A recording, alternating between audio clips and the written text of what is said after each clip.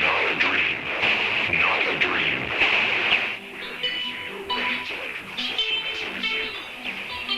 We are unable to transmit through conscious neural interference.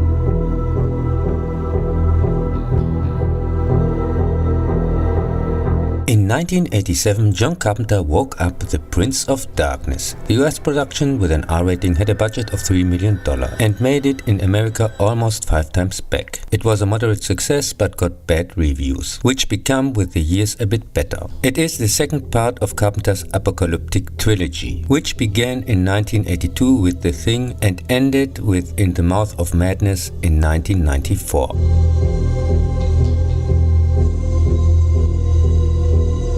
An old priest dies and leaves a box with a key to a secret vault below a church.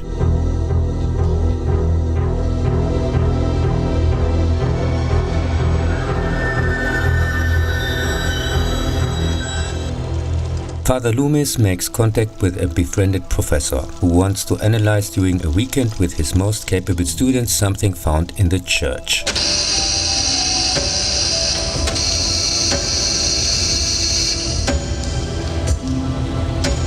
This calls for supernatural powers to turn the church into a death trap.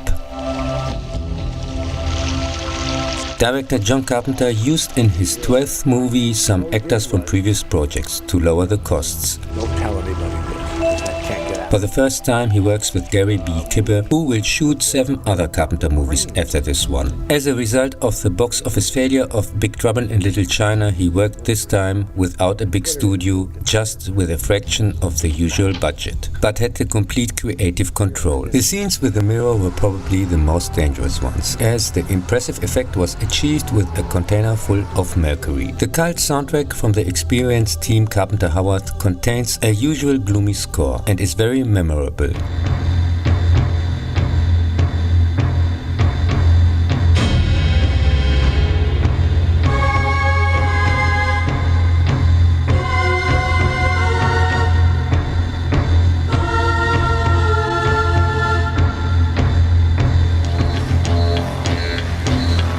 When I watched The Prince of Darkness with a friend on video, he was much more impressed by the movie than I was. He also recognized the genius soundtrack after the first viewing. I learned to appreciate the movie years later, when I got a better understanding for film in general. Today he clearly sticks out from the crowd. Even if the characters themselves don't leave an impression, the actors deliver a solid performance. But what makes the difference is the ingenious atmosphere and the imaginative direction. Because CGI was too expensive, they had to use practical effects, which look still convincing even today. The movie contains some clever allusions and references to other works, tells the story straightforward from the get-go, and keeps the pace to the end.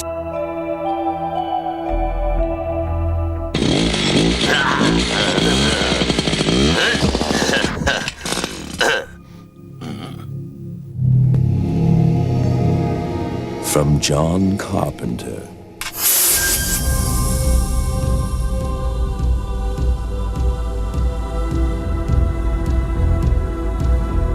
Something's coming.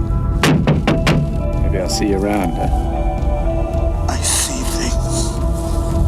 I think maybe I can help you. In 1993, the TV anthology movie Body Bags appears. The 3 episodes, the first and second by Carpenter and the third by Tobe Hooper, are connected by a framework in which Carpenter plays a corpse and presents the movies humorously, similar to the Crypt Keeper from Tales from the Crypt. For the soundtrack he worked with Jim Lang, who will later also work on In the Mouth of Madness. In the first episode, a mass murderer in a small town haunts a gas station where a new employee has just started work. In the next episode, a man wants to restore his hair to its former glory and tries a new growth formula. The hair continues to grow and eventually becomes unbearably long. In Tobe Hooper's contribution, someone unwittingly receives a new eye from a mass murderer whose pathological characteristics are of course transferred to the recipient. The scenes with Carpenter are okay, but the episodes themselves are uninspired and neither scary nor funny. However, the cast of cameos by horror cult directors is noteworthy, like B-movie legend including the Edgar Allan Poe adaptations Roger Corman, Chainsaw Massacre, Poltergeist, Lifehouse director Tobe Hooper, Evil Dead, Darkman, Sam Raimi, and Last House on the Left, Swamp Thing, and Nightmare on Elm Street, Scream, Wes Craven. Maybe I'll see you around.